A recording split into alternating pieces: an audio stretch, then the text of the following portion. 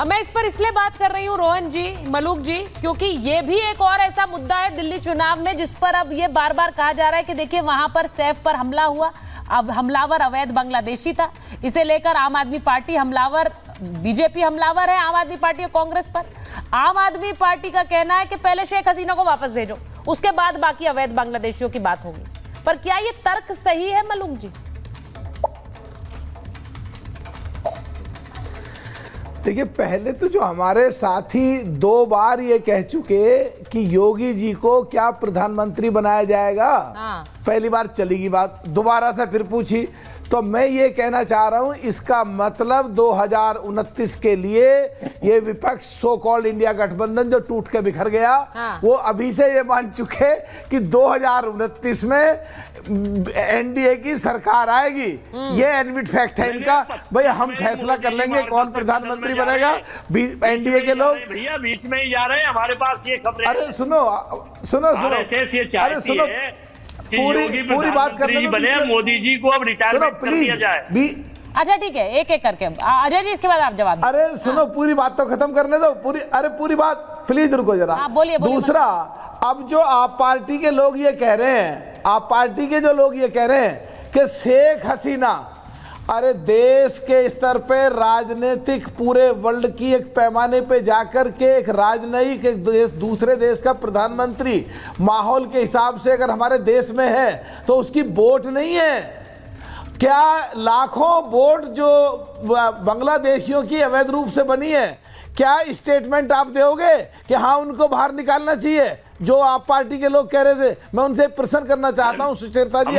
आप मेरी बात सुन लीजिए जरा। आप ये बताइए कि योगी जी ने सवाल पूछा, एजेंडा ये है कि योगी जी को प्रधानमंत्री बनाया जाए, मोदी जी को हटाया जाए 2025 में। अरे अजय जी, आप लोग बार बार यही बात करते रहते हैं। योगी और मोदी क्या कोएग्जिस्ट नहीं करते हैं? अभी उसी तरह से कोएग्जिस्ट करेंगे। आप लोग बार बार बीच में दरार डालने की कोशिश क्यों करते हैं?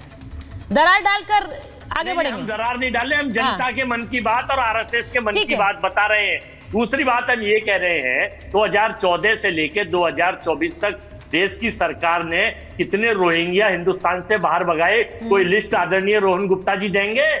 या केवल प्रोपेगेंडा टीवी पे बैठ के झूठ बोलेंगे? जोर से बोलो, बार बार बोलो, रोज बोलो, तेज बोलो, बोलो। अब आप झूठ बोलना बंद करिए। हाजी जी, ये तो बार बार कहा जा रहा है कि भाई दिल्ली दंगे के आरोपियों को एमआईएम टिकट दे रही है। अब ये कहा जा रहा है अवैध बांग्लादेशियों को बसाने में रोल रहा है, अवैध बांग्लादेशियों को बसाने में आपका रोल रहा है। ये भाई ये मुद्दा क्या इंपॉर्टेंट नहीं है दिल्ली की राजनीति के लिए? अवैध बांग्लादेशी और खासकर अब सैफ पर हमले के बाद से ये मुद्दा इस तरह से उठ गया है। सियासी पार्टियां इस पर बात कर रही हैं कि ये देखिए, ये तो डर पहले से था, ये घुस जाते हैं देश में और फिर क्राइम करते हैं। हाँ देखिए, पहले तो मैं योगी जी का जो नारा है बटेंगे तो कटेंगे, उस पर मैं बोलना चाहूंगा। अनेक हैं तो अखंड है, इंसाफ है तो इंडिया सेफ है, और सम्मान है तो संविधान सेफ है। और लगातार जो तुष्टीकरण की राजनीति लगातार भाजपा कर रही थी, अब वही काम आम आदमी पार्टी भी करने लगी है। आम आदमी पार्टी ने पूरी दिल्ली में जहां जहां भी मुसलमान के जो एरिया क्षेत्र और जो विधानसभाएं हैं जहां पर मुस्लिम पॉपुलेशन ज्यादा रहती है, वहां पर इन्होंने कूड़े के पहाड़ बनाने का काम किया।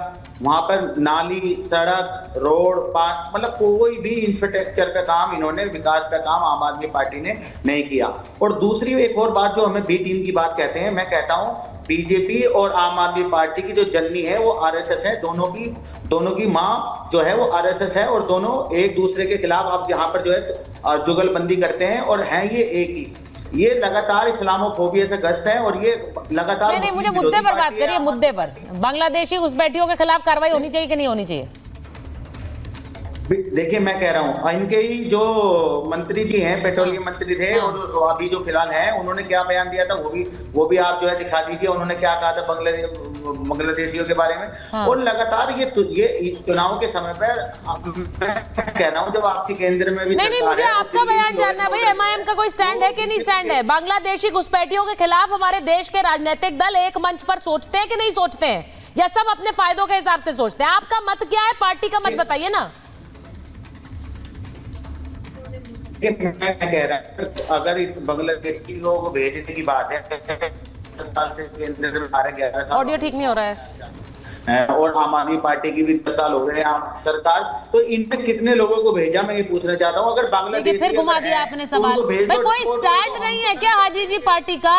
मैं स्टैंड पूछ रही हूँ। इस पर राजनीति नहीं होनी प्रॉब्लम आप देखिए, स्टैंड नहीं बता रहे हो, साथ साथ में ये भी बोल रहे हैं राजनीति नहीं होनी चाहिए। राजनीति तो हो रही है सर, और इसलिए हो रही है क्योंकि स्टैंड एक नहीं है। बांग्लादेशी अवैध बांग्लादेशियों पर क्या राय है एमआईएम की? मैंने 4 बार पूछ लिया, आपने अभी तक राय नहीं बताई। बीजेपी का पूछ लो, कांग्रेस का पूछ लो, यही कर रहे हैं आप। मुझे एक बात बताइए संजीव जी, नहीं सौरभ भारद्वाज जब आप बोल रहे हैं कि पहले शेख हसीना को भेज दो, तो इसका मतलब ये क्या है? इसका मतलब क्या है? अवैध बांग्लादेशियों के खिलाफ कोई कार्रवाई नहीं करेंगे आप?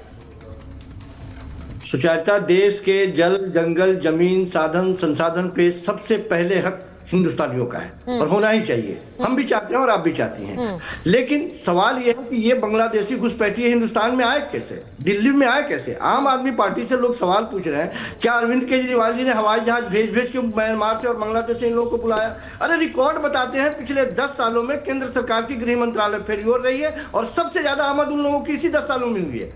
बॉर्डर सिक्योरिटी फोर्स किसके हिस्से में आता है? क्यों ये फेलियोर रह गए? क्यों घुस गया कोई? कैसे कोई जम्मू कश्मीर तक चला गया, कोई दिल्ली में आके बस गया? कैसे? इसका सवाल हमसे पूछा जाएगा। कैसे आ गए? 3, 4, 5 स्टेट पार करके वो कैसे आ गए? ये सवाल हमसे पूछा जाएगा। किसकी नाकामयाबी है ये? गृह मंत्रालय की निकम्मे। आपसे ये नहीं पूछा जा रहा है, आपसे ये नहीं पूछा जा रहा है। ये सवाल रोहन गुप्ता ही जवाब देंगे, उनकी सरकार से पूछा जाएगा। लेकिन स्टैंड क्या है सरकारों का, ये तो पूछा जाएगा। दिल्ली में आप लोग अवैध बांग्लादेशियों के साथ खड़े हैं क्या?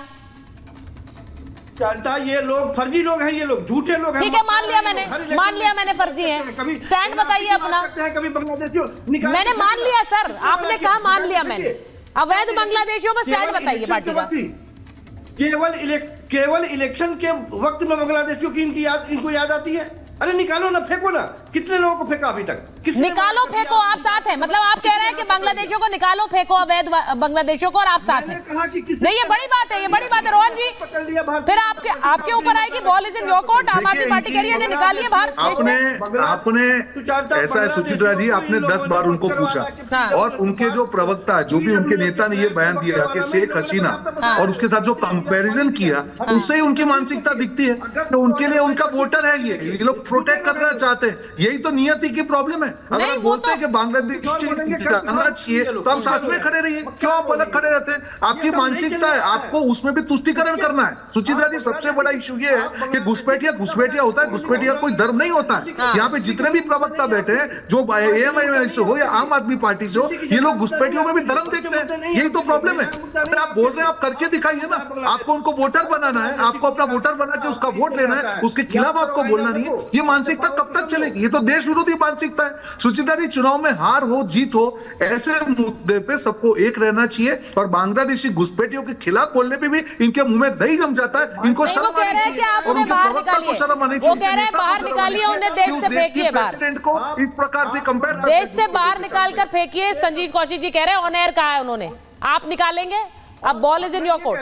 और मैं उससे आगे भी मैं कह रहा हूं, इनको पार्टी से निकाल देंगे सुचित्रा जी। बांग्लादेश के